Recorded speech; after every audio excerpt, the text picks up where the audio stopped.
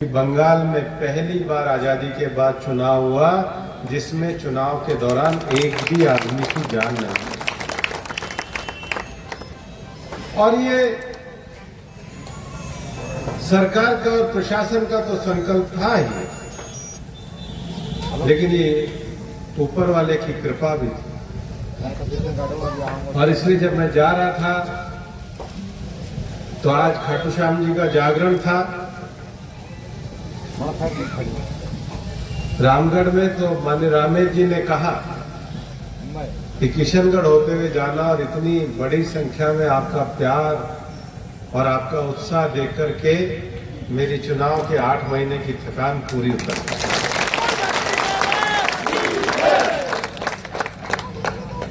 ये चुनाव अपने आप में बड़ा अद्भुत था। बंगाल के लोगों को प्रधानमंत्री नरेंद्र मोदी जी के नेतृत्व में विश्वास था। आप कल्पना करो कि 35 साल तक बंगाल में कम्युनिस्टों का शासन रहा और 15 साल तक ममता बनर्जी का शासन रहा। मैं जब बंगाल में गया तो पार्टी का तो मैं आभारी हूं कि आज पार्टी ने मुझे एक जिम्मेदारी सौंपी, लेकिन मैं सच कहूं तो इस जिम्मेदारी के पीछे एक बहुत बड़ा विश्वास था। विश्वास प्रधानमंत्री नरेंद्र मोदी जी का, विश्वास हमारे देश के गृह मंत्री अमित शाह जी का। लेकिन मैं सच कहूं तो पिछले 10 साल में हमारे 322 कार्यकर्ताओं को हत्या की गई, उनके परिवार का विश्वास। एक ऐसा वातावरण था, लोग झंडे नहीं लगा सकते थे, लोग नारे नहीं लगा सकते थे। किसी पार्टी के लिए इतना बड़ा बलिदान देने वाले जहां कार्यकर्ताओं का समूह हो, मैं देख करके आश्चर्यचकित था। ऐसे उदाहरण देखने को मिलते थे। एक बहन के पति की हत्या हुई थी, उसने संकल्प किया था जब तक भारतीय जनता पार्टी की सरकार नहीं आएगी मैं साइकिल पे जा जाके भारतीय जनता पार्टी का प्रचार करूंगा। आंखों में आंसू आ जाते थे। एक बहन के साथ सार्वजनिक रूप से जो व्यवहार किया गया, शील भंग किया गया, उसने कहा मैं सलवार सूट पहनूंगी जब तक भाजपा सरकार नहीं आएगी, साड़ी नहीं पहनूंगी।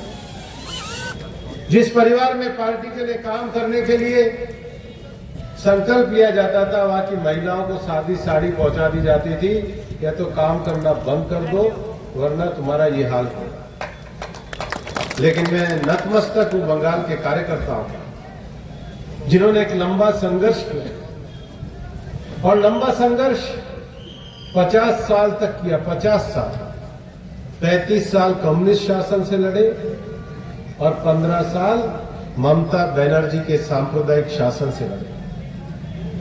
आज अब पूरे देश में बांग्लादेश की घुसपैठ हम देखते हैं। बॉर्डर सिक्योरिटी फोर्स में हमारे हजारों जवान इस इलाके से जाते हैं और हम ये जानते हैं कि वहां पे गौ तस्करी जो होती है उसका अंतिम मुकाम बांग्लादेश है। हाई कोर्ट ने ऑर्डर दिया, लेकिन हाई कोर्ट का ऑर्डर देने के बाद भी बंगाल की सरकार ने बॉर्डर की जमीन पर फेंसिंग लगाने की अनुमति नहीं दी। आज भारत की सुरक्षा का सबसे बड़ा काम ममता बनर्जी के जाने के बाद ये होगा कि किसी घुसपैठिए को नहीं आने दिया जाएगा और गौ तस्करी को नहीं आने दिया जाएगा। मित्रों, प्रधानमंत्री नरेंद्र मोदी जी के शासनकाल में ये भारतीय जनता पार्टी का शासन आज गंगोत्री से और गंगा सागर तक पार्टी के लिए एक सौभाग्य का विषय है कि जहां उत्तराखंड में गंगा जी निकलती है, जहां उत्तर प्रदेश में गंगा जी का विशाल स्वरूप आता है, जहां पर बिहार में गंगा जी अपने उत्कर्ष रूप में आती है, झारखंड से होती हुई बंगाल में जाती है, मुझे सभी राज्यों में पार्टी के लिए काम करने का अवसर प्राप्त हुआ है।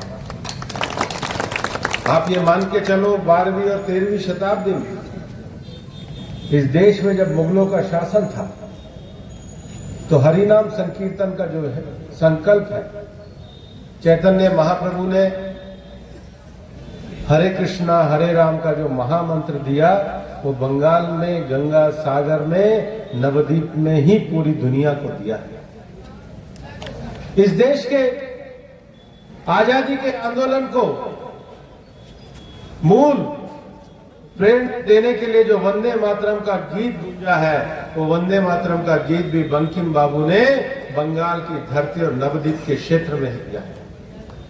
जिस धरती ने हमको हरिनाम संकीर्तन दिया, जिस धरती ने हमको वंदे मातरम दिया, उस धरती को भारत की राष्ट्रीयता के साथ जोड़ने का एक बड़ा संकल्प आज बंगाल की जनता के आशीर्वाद के साथ पूरा हुआ है। इसलिए बंगाल की जनता को हम नमन करते हैं। और इस बार चुनाव भी बड़े निष्पक्ष हुए।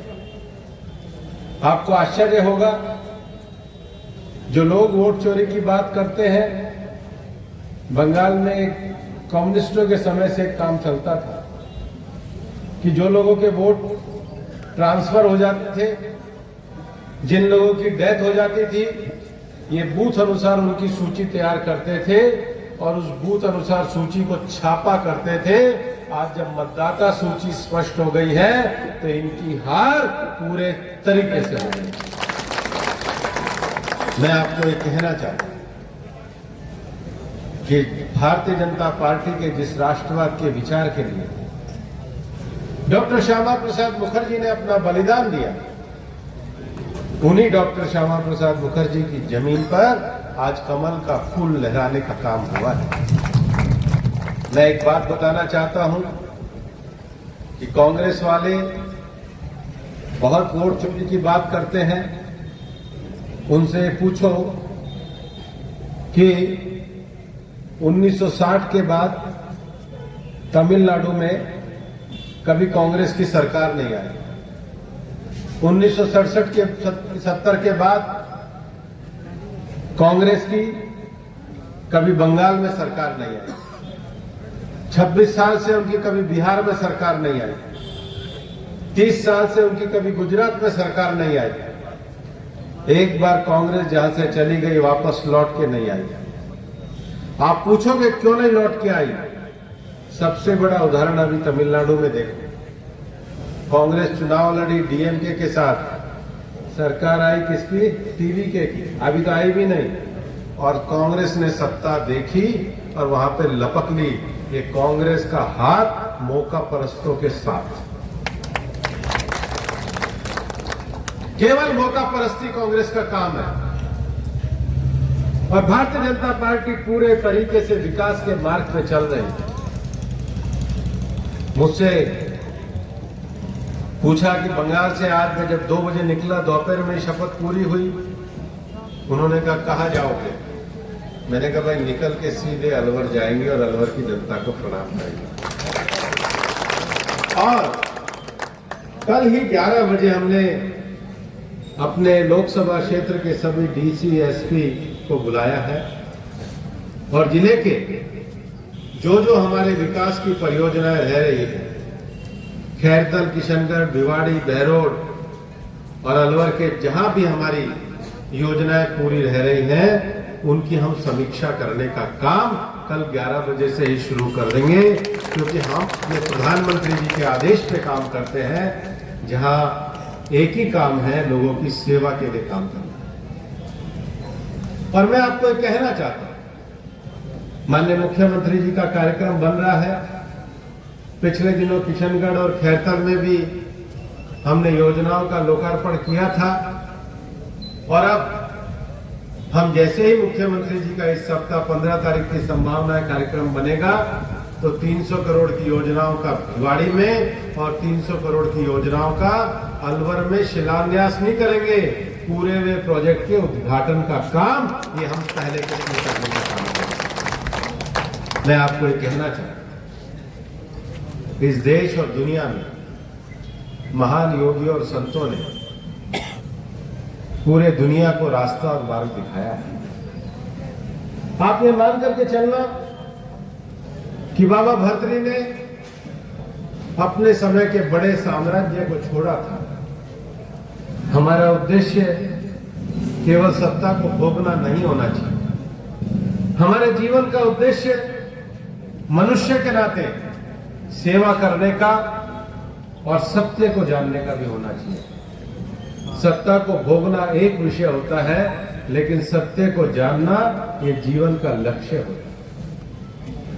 और हमारे जब हम कहते हैं एक ओंकार, मतलब एक ही सत्य है, एक ही चिरातन है, और ये हर व्यक्ति के जीवन का लक्ष्य होना चाहिए। लेकिन इस लक्ष्य के साथ जो दुनिया को भारत सबसे बड़ा संकल्प देता है, उसके लिए बहुत आवश्यक है कि हम दो काम करें।